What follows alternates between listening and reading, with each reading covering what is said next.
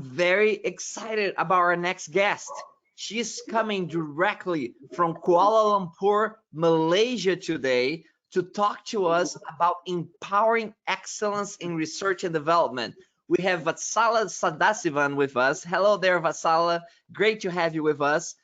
Vatsala is a strategy and operational excellence leader with business, technical, and organizational skills focusing in the biopharmaceutical industry. She has worked in 4 different biopharmaceutical companies, from R&D to clinical and commercial manufacture operations, with experience in process and analytical science, technology development, manufacturing and quality control operations, and quality systems. She's an operational excellence expert with skills both in strategy and operations management, a strategic thinker who is able to translate vision and strategy into operational solutions. Vatsala is currently the operational excellence leader for Sanofi's R&D North America business, where she is responsible for driving strategic operational excellence roadmaps to increase efficiencies in processes and operations within R&D in North America and global Sanofi. Vatsala, what a pleasure to have you with us directly from Kuala Lumpur, Malaysia today to our global audience. Thank you for sharing your expertise. Thank you. Thank you, Jose, for the introduction.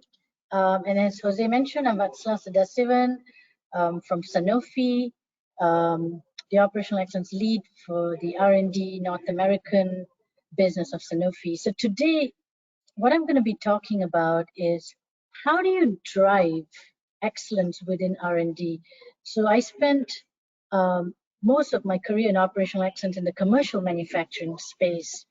But over the last 3 years, I moved into the R&D side.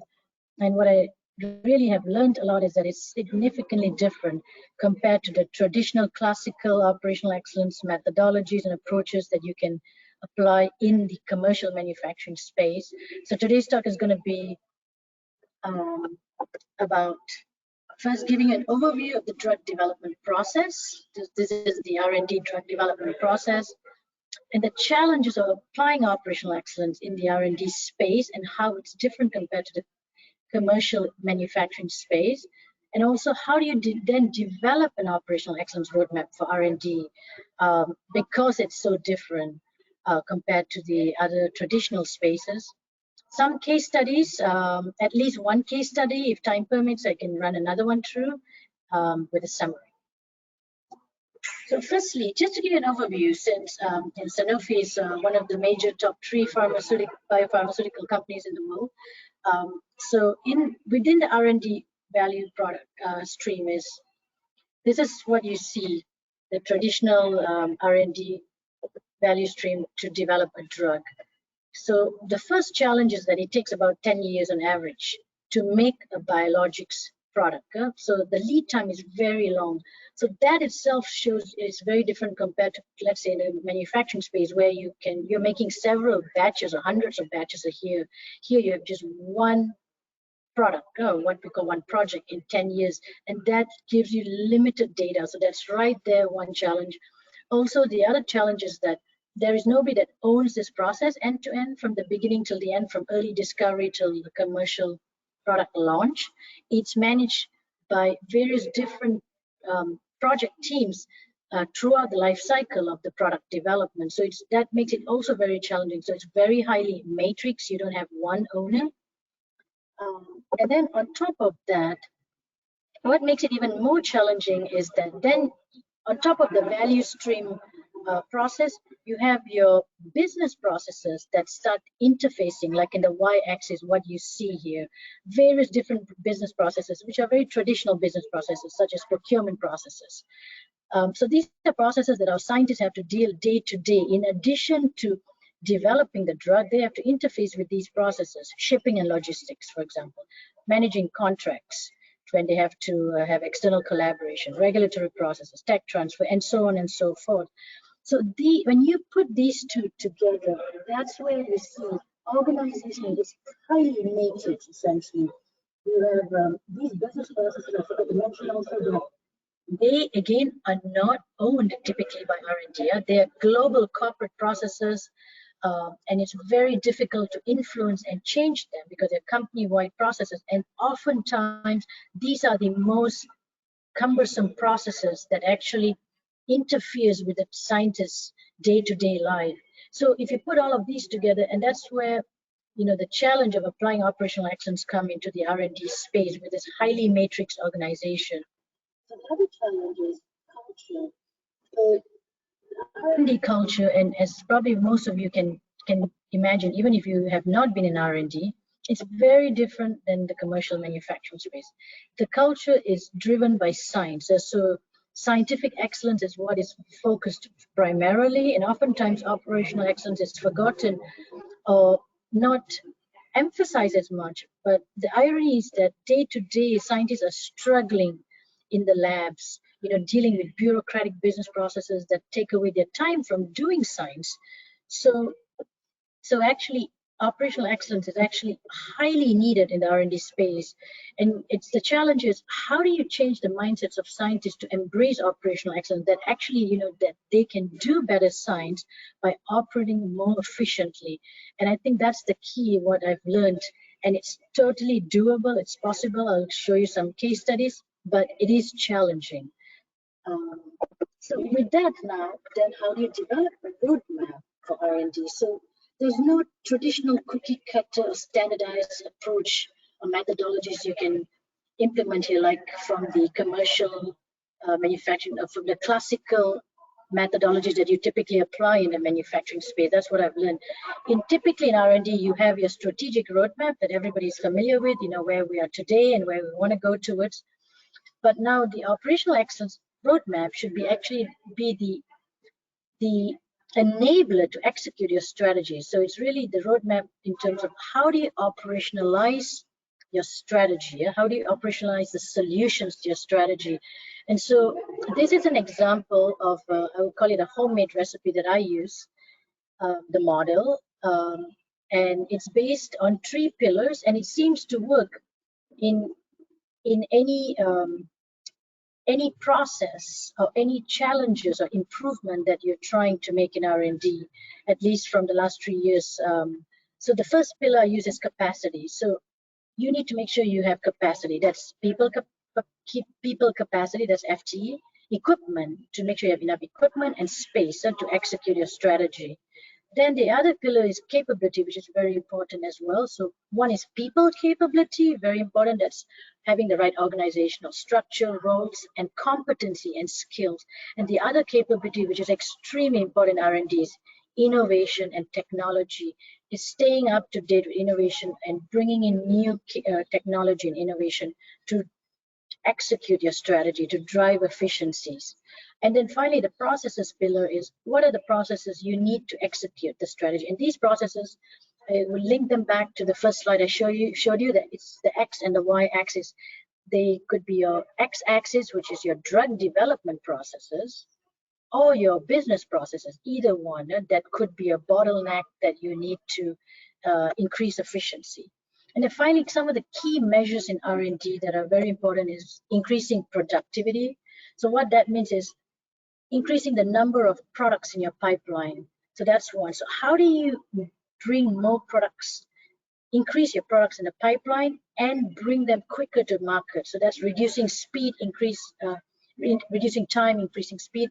Especially with COVID, I think we've all seen that increasing speed is highly critical. You can't make a vaccine that takes about 10 years now. You got to make it much quicker. And that's now, I think it's going to accelerate our industry in terms of bringing products quicker to market in the R&D space. Reducing costs, it's becoming more and more of an emphasis as we have more generics. And agility is highly important because in R&D space, you're not in a commercial manufacturing space. So you need to have some room to be agile, to be able to still move within certain spaces. So agility becomes, again, very, very important as well. So with this model that I've used, I'm going to share with you case studies on this. So the first case study here is a very technical process within your drug development process. And so this is essentially within the value stream that I shared with you, and it's called a cell line development process. You can see it's the first step in the development of a biologics product. It's the entrance point when a biologics product, a drug, moves from research into development. So it's a critical step, essentially. I call it the life of the drug. So for every product, it's one project, what we call, and for each product, you only make one cell line, by the way, and that cell line carries through the entire life cycle of the drug during the drug development phase, as well as your commercial space forever, essentially, as long as you're manufacturing it. So it's such an important process. And this process essentially was a bottleneck for us a couple of years back. So to give you some background, so the cell line development process supports the global pipeline for Sanofi. So it's one center of excellence that produces cell lines for all our drugs, R&D pipeline. So for each cell line I mentioned, basically, one commercial product, you need one cell line. So, but we had a challenge where we had to increase the biologics product pipeline more than 50% from 2017 to 2018. And on top of that, we had much more complex molecules and diverse modalities. So what happened here is that then the cell line development process was identified as a bottleneck due to this increase in product pipeline. So if we don't solve this, we know that we can't meet the product pipeline. So we needed to increase the cell line development process capacity by twofold. So within 2 years, that was the challenge here, without increasing headcount significantly. And that process, as I told you, takes about 50 weeks just for one cell line. So just to give you a very quick overview here, because we don't have time, what is the cell line development process? So you start with no raw materials. You start with the sequence here, just your DNA sequence, and your end product is your cells that can express the drug. And within this process, you have two key steps. One is your technical process steps, and then you have a governance and decision steps.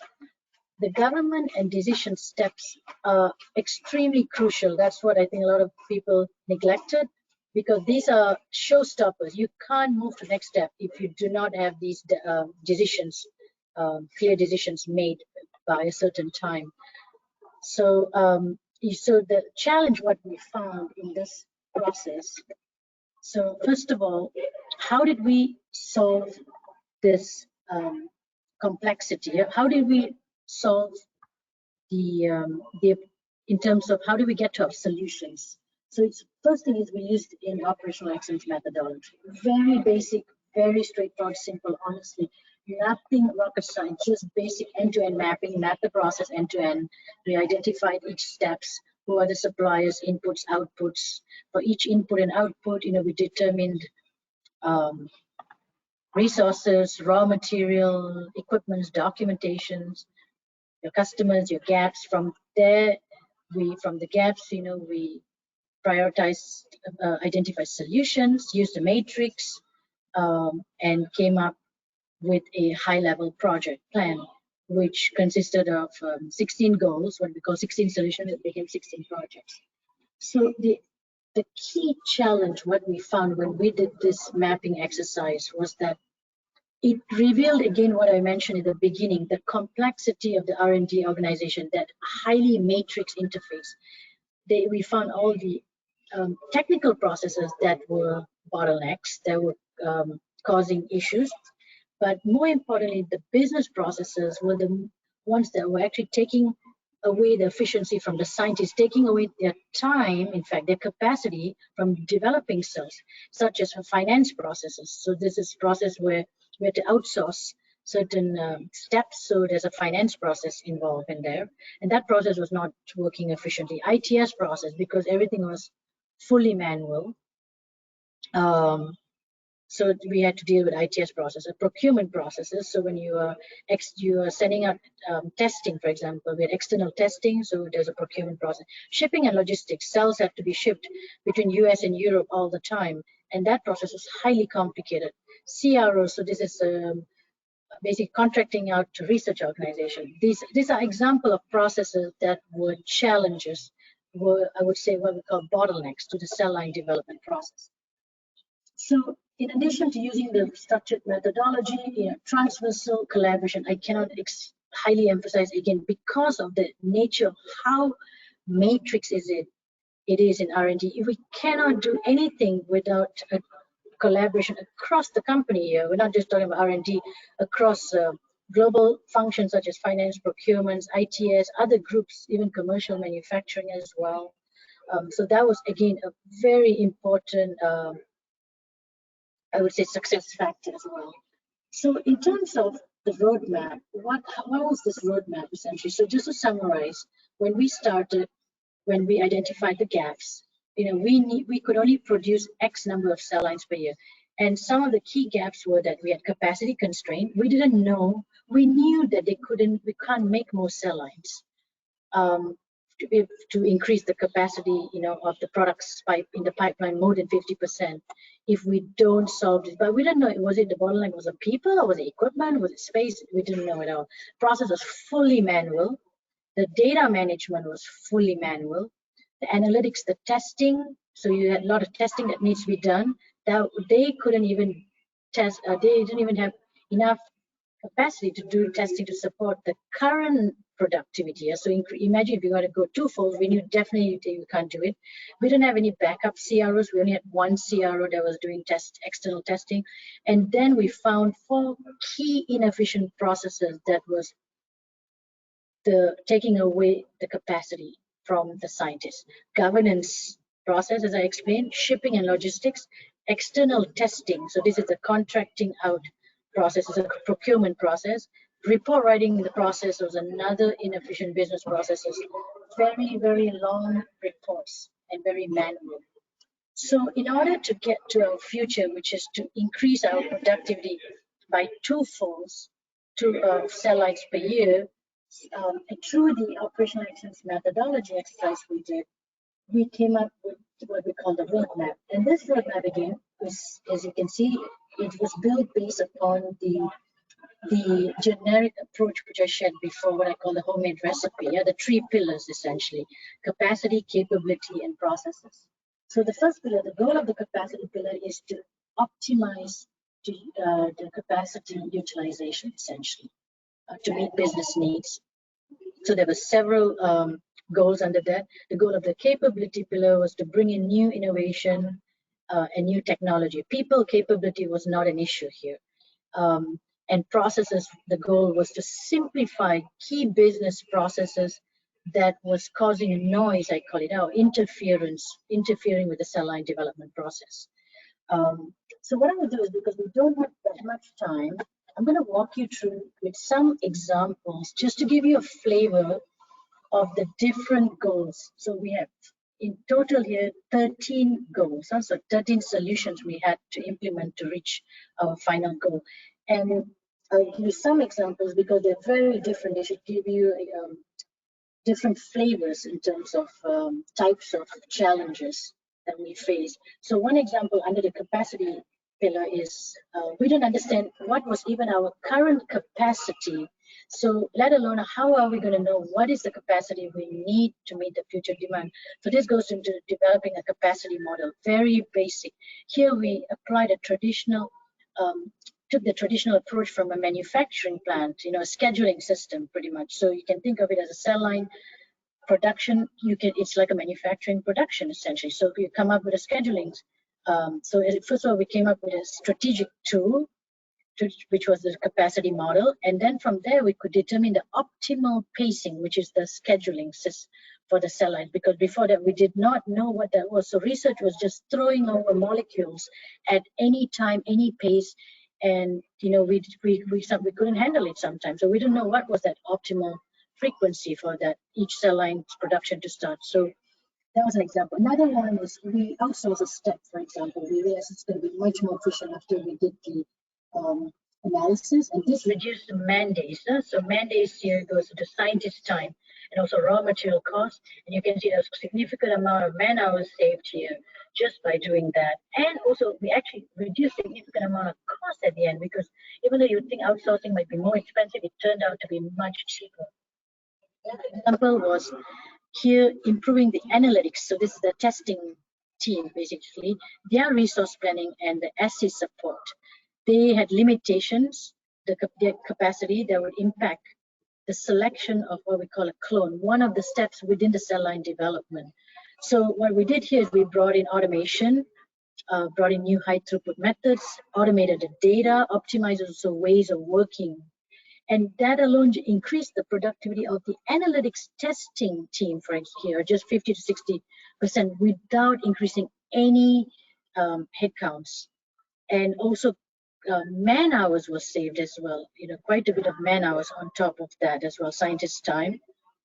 Going into the capability pillar, which is slightly different here. So here you're bringing new technology and innovation. So one example was we had a step where it was fully manual, where it was labor intensive within the cell line development process. It's called a clone generation step. Highly labor intensive, fully manual. We automated the whole thing end to end for that part. And that alone decreased man hours. There's a significant amount of savings for man hours and cost as well. Another thing is we brought in a new technology. The current technology was very manual. It took a long time. The data analysis was also fully manual. So this is called a high throughput method that we brought in for flow cytometry for screening. Here, shortened the time for that step, automated the data. A lot of man hours were saved for the scientists again. And now going to the processes pillar. So this is where you start to see here it's very different. In the beginning, you saw for capacity it's very different. The types of constraints, capability was more related to technology, innovation, and processes going into the business processes. First one was the governance, as I explained to you. There was so much of inefficiencies of making decisions, essentially, and layers of governance and decisions were not clear, and people didn't know by when, who is accountable, who is responsible. So here what we did is, with very clear roles and responsibilities, we also established requirements for the research team. So this is so these are two examples of governance steps. What they mean here is one is the step you initiate with research. When molecules come from research into development, what's the governance you need to bring in the right molecule in, vetting the right molecule. Another one is then you're selecting the best clone. Two very key governance steps which were not working well. Just by optimizing that, we were able to save the scientists time in the cell line development, because what was happening is these scientists, instead of developing cell line, they were running around like chickens basically, and acting like coordinators, project coordinators, because of lack of governance, and it was not their role to do that. Another example of a process step is a procurement process. So here I explained to you we have outsourcing for testing. Many testings are outsourced to external organizations, and that is a procurement process, and it's a highly cumbersome process. So just for example, for one cell line, right, there's X number of POs that we needed. And the number of POs was incredible amount. And so what we did here is, we want to simplify the process. How? Just reduce the number of POs for each cell line. Essentially, we came down to, can we just have like one PO for one cell line? Why do we need to have 10? We also removed a lot of non-value added steps. But this process is not owned by R&D. It's a procurement global process that you had to work with finance, procurement, to make these changes, which was very challenging. But with the transversal collaboration, using a structured methodology, we were able to bring awareness that this was needed to be done, and now it's being used also for other processes within the company. So just by doing this, the procurement process for outsourcing, that we increased 3 times. So what it means is it takes now 3 times faster for this contracting testing process. And also a significant amount of man hours was saved, because scientists were spending so much time in the procurement process, and we try to minimize their time, through removing all these non-value added steps, and significant savings of scientist time was achieved. A final example of process I wanted to share is the shipping process. And this is a very common process in all companies. Here, for the cell lines, we have to ship cells back and forth between US and EU, Europe essentially. And this process was so cumbersome and complex. It caused a lot of delays to the projects. It caused additional resource, and even we've lost, risking product loss essentially, because if you don't ship cells on time within a certain amount of time, you have to throw them away. So just to give you a visual here, this is just to share with you. People think that shipping is a simple process, but actually it is not that straightforward, because it takes about 30 days, for example, here to initiate the request till it arrives on site in Europe. 30 days, by the way, just to ship one cell line. And why? Because the process is highly complex. There are 11 different rules involved, we realized when we analyzed it. For one shipment, it takes about 30 days, 32 man hours. Think about that, 4 days basically of a person just to coordinate the shipment. So if we didn't solve this problem, we knew when we had to increase the capacity 2 times, that would mean it'll be 30 shipments per year. So if we don't solve this, it will mean we need about more than half of FTE just to manage this shipment of cells. And by the way, in Sanofi, we don't just ship cells, we ship all different biological products worldwide. So we knew that this had to be, so just by simplifying the shipping process for cell lines, what that meant is we were able to now ship cells 3 times faster, not 30 days anymore, but within 10 days, and also saved scientists' time as well involved.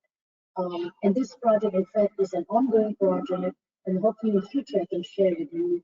It's now we simplify the entire global shipping process in R&D for all materials, and what we're expecting globally is, a significant amount of savings of time, where we can be able to ship 4 times faster for transatlantic shipment, significant amount of savings of man hours. You can see that's a huge number here just by simplifying your process. You can save here about up to 51 FTEs if you include all the roles involved. And scientists alone, 83% of their time involved today will be reduced. And we'll be able to also ship 20% more with less man hours and faster as well. So this is a very important strategic project that's ongoing as well, that kind of, it came out of the cell line development project. So finally, what was the outcome of the cell line, this case study that I shared with you, just the cell line development? So we were able to increase our productivity 2 times more, so 100% increase of productivity. And because of that, we're able to meet the future product pipeline with almost insignificant, you can see, increase in FTE here, very minimal. And we're still able to save more than $2 million a year as well, which was not our goal. Cost was not a goal here, it was really productivity, but that was an added bonus as well. Let me see how much more time. So it looks like we still have about 10 minutes. So I will give you another case study. So the first case study I shared with you was from the x-axis, the value stream. So that was a technical process. So I just wanted to show you how you can actually apply operational excellence even on a technical process. But here is an example from the business process, and a y-axis, a key process in R&D, a business process that we utilize every day. It's called the contract process. And because in R&D, we have to engage with top scientific experts, and these are doctors and academicians from the external ecosystem.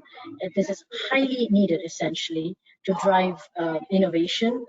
And this process was extremely complex, where it's straining relationship with experts, delay because of delayed payments, also compliance risk. You're having event cancellations, and also increase in the cost as well. So this process, we call it the expert engagement contract process. Anytime you need to bring an external expert in, you need to have a contract. So that process is highly complex and lengthy, we found. It takes about 200 days on average, by the way, from the time you initiate the contract till the person, the expert, receives the payment. And the goal here was to simplify this process and to reduce the time by at least 80%, we said, while maintaining compliance and improving the relationships with experts. Because these are people who are sometimes they're Nobel laureates, very famous doctors, CEOs from different companies, where we didn't want to have strained relationships with them as well. So that was also a key. So with this, so this is just to show you a high level what the process looks like end to end. It's very different than the cell line development process. This is really more of a legal process. So this is the end-to-end steps where you have to have a request made, so anytime we have a contract that needs to be in place, so what I call the request management process, then you have to draft the contract, and then your contract has to be approved by the parties, and then a payment has to be made out. In parallel, there are all different steps that happen. These are all compliance steps, what we call. And it looks so straightforward, but again, transversal collaboration was highly needed here because, as I mentioned, there's not R&D involved by themselves. Again, there's legal procurement, compliance, medical teams, transparency teams, and they own every small part of the process was owned by different people. Again, there was no one person that owned this process end to end. R&D didn't own it. If we owned it, we could have clearly simplified it easier.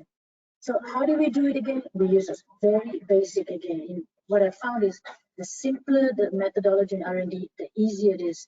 We're not using highly complex approaches or methodologies because it will throw scientists off. Just simple mapping, map the process, identify the gaps, eliminate them, and then design your future process and how you get there essentially. So what was the outcome of this process? So we were able to reduce steps significantly. The contract itself, we were able to simplify the contract from 9 pages to 1-page contract. We're using templates here. And then forms, reducing the forms significantly. And then very importantly is a number of roles involved. As I mentioned to you, it was owned by so many different people. We created this role of the business process coordinators that now manage they were managing the process, but they actually didn't manage the end-to-end process. But now they manage the true end-to-end process where they do all of it, like all the different steps as well, including drafting the contracts using the templates instead of the legal teams. Also, they took over the procurement steps as well. So now these people have gained additional skills as well, and not just project management. They've gained legal contracting skills, procurement skills. So that was also a very big, I would say, a win as well, a win-win situation. So the final outcome of it is that we were able to reduce time here from about 20 days to 20 to 30 days, depending on the type of contract, which was a significant amount of time savings. We have got many good feedback since then, much less complaints, and also better relationships with all of the other stakeholders that we work with across the company to draft the contract, to manage this process. So the outcome was that, this time savings, what it meant was that we're now able to process the contract 6 to 11 times faster. And also we were able to reduce significant amount of man hours involved in the people involved in the end-to-end process, which resulted to a 40% reduction in cost. So with that, I'm going to summarize the presentation. So what I would like to highlight is that the road to operational excellence in R&D is still very young compared to the manufacturing and service business. That's what I've learned. It's much more complex compared to the manufacturing service because it's very matrix. And because of that, transversal collaboration is extremely key, as you don't own a process end to end. It requires traditional adaptation of the traditional methodologies and tools as well. You can't just take the traditional tools and dump it or force it. It will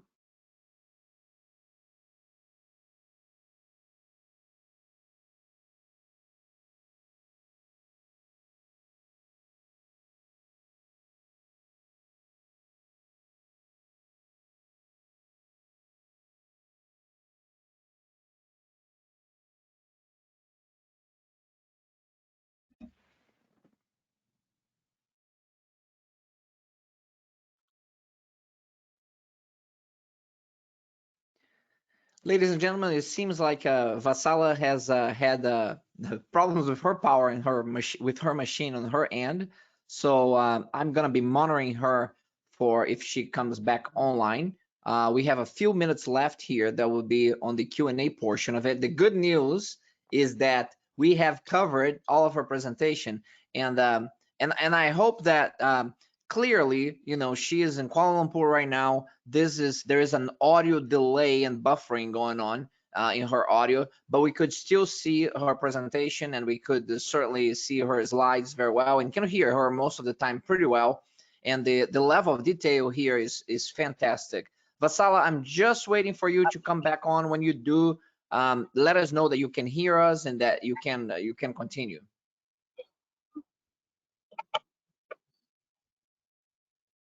Hello, Jose. Yes, I can hear you, and I see your slide right now. So we understand that you had a little bit of difficulty there with your PC running out of power. I am really sorry. It was plugged in, but I didn't realize that the switch. I'm so sorry about that. No, not a problem at all. The good thing I was telling the audience is that you had covered your presentation. I think you had got to the end where you're doing the summary. Is that right? Yes, yep. So I will end it. It's actually pretty much till the end. And Perfect. again, apologies about that. I guess this is a lesson to learn. Even sometimes plugs don't work. That's right. You know, I always remember as a physics student in college, I had in our advanced lab, we were doing this incredibly complex, you know, Geiger counter type of experiments, and there was a big banner on the wall to remind us all that when the experiment doesn't work, plug it in, because inevitably we'll have these incredibly complex machines, and someone forgot to, you know, to plug in the power to the machine. And so, you know, this is just another one of those cases. So Vatsala, so we have like a 5 minutes or so for Q&A. So what I'd like to ask you is that if you're able to, can you toggle your camera back on so that the audience can see you as we go through the Q&A? Let me know if you're able to do that.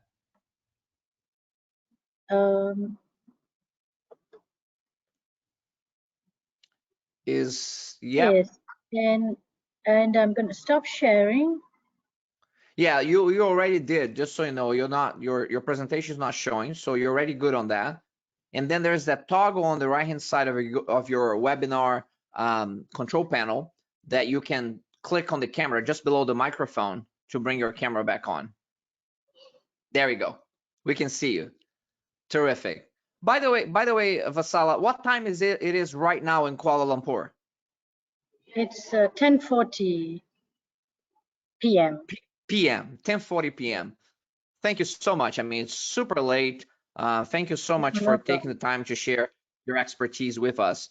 Your video is coming through right now, but the video has frozen, which is okay. Don't do anything with it. We can just keep your picture there as it is right now. Your audio is coming through just fine. So we will relay the questions based, and you can just answer them as you can, you know, through the audio. First question is, what you show, first of all, thank you. Lots of great feedback from those in the audience who really appreciate the depth of detail that you share with us. Not very often that we get to see biopharmaceutical processes and the challenges at that level of detail, and that was very, very useful, very, very helpful. And you talked a lot about such impactful projects you have worked on with certain long lead times as well. I'm curious about what kind of governance do you have in place to keep a project that's like 2 years or longer going in the right direction? And again, such a collaborative effort across all these matrix organizations. Curious about, you know, what type of champion did you have, and what type of governance did you have in place to allow you to do that work? Yes, can you hear me? Yeah, we can hear you. Hello? Yes, can you hear me, Vatsala? Yep, much better now. Yes, Okay, so great. So I don't know if you heard my question. Did you hear that? What type of governances? Yeah. do we have in place in terms of making a project successful? Is that what you would mean? Yeah, because in projects that are as long as the ones that you mentioned, this is a 2-year plus project that you're working on. I assume that you have some sort of governance in there in place. There is a champion, there is a vision, there is a strategy that's associated with this.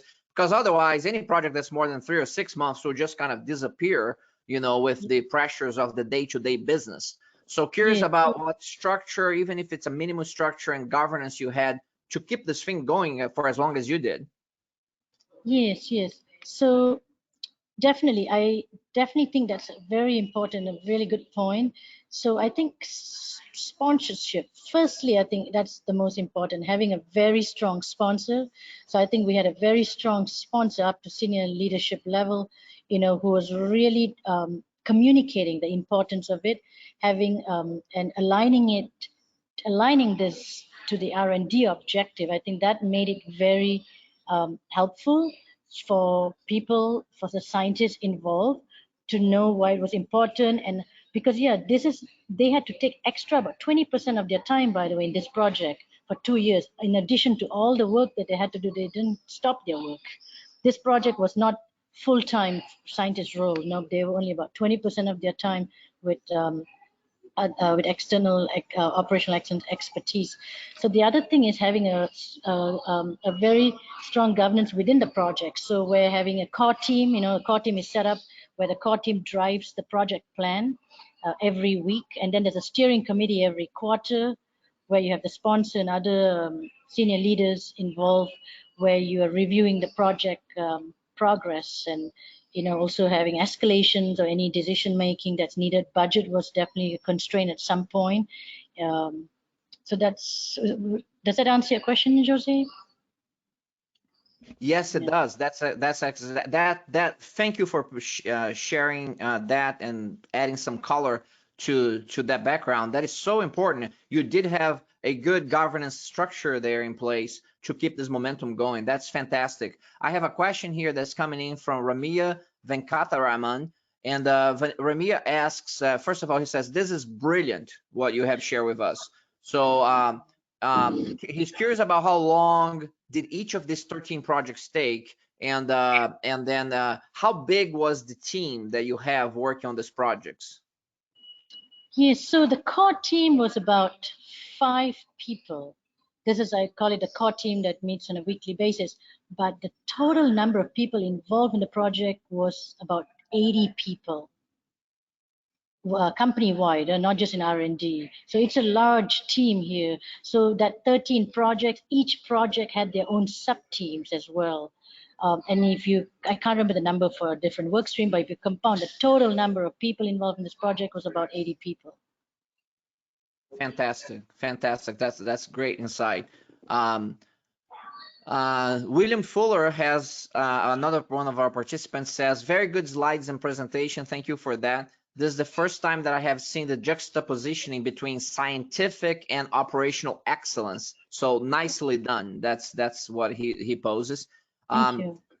The question that follows up is that there is a level of collaborative leadership that needs to take place here for this to work. I have tremendous empathy for working in environments like that, and I'm curious about what type of preparation, if you will, in terms of an introduction to the participants, and not so much the core team. The 5 people in the core team, I'm assuming that they are pretty much on board.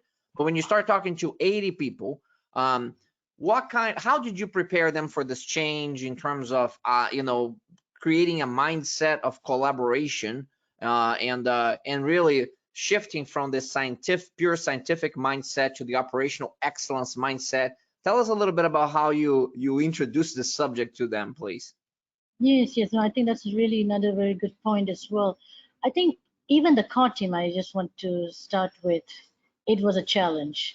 It took few months to get them on board, the core team, I would say this core scientists, because just to embrace it. But once it took them about, I would say, about 3 months to really get them on board, to really understand and to drive this. Then the other people, we basically did a roadshow. I remember I pretty much was flying between US and Europe for the first 6 months of the project, just doing roadshows, talking to every single stakeholder involved, because they were between France, Germany, and US, all the different teams. Why, sharing the charter, why this is important, how it ties to R&D, pipeline. If we don't solve this, we can't meet it. So I think that's what we did, sharing a charter and what I call like a roadshow, embarking all the people, the different departments involved. Before we even started having workshops, we did that first. I think we took about 1 or 2 months just doing that. And then that's when we went into more like the workshop modes. That's very, very good. No, Vatsala, thank you so much for sharing your expertise today. We're just out of time right now, and but I want to thank you for being so late there in Kuala Lumpur right now, staying with us, sharing your tremendous expertise and great presentation. We appreciate you taking the time and sharing your wisdom with our global community today.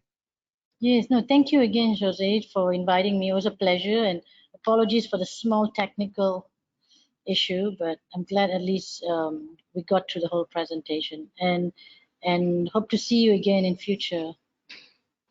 Likewise. And by the way, technical issues aside, no problem at all, because this is the reality of global collaboration with the technology and tools that we have. And we still overcame the obstacles. So this is a great message for the reality of collaboration and technology.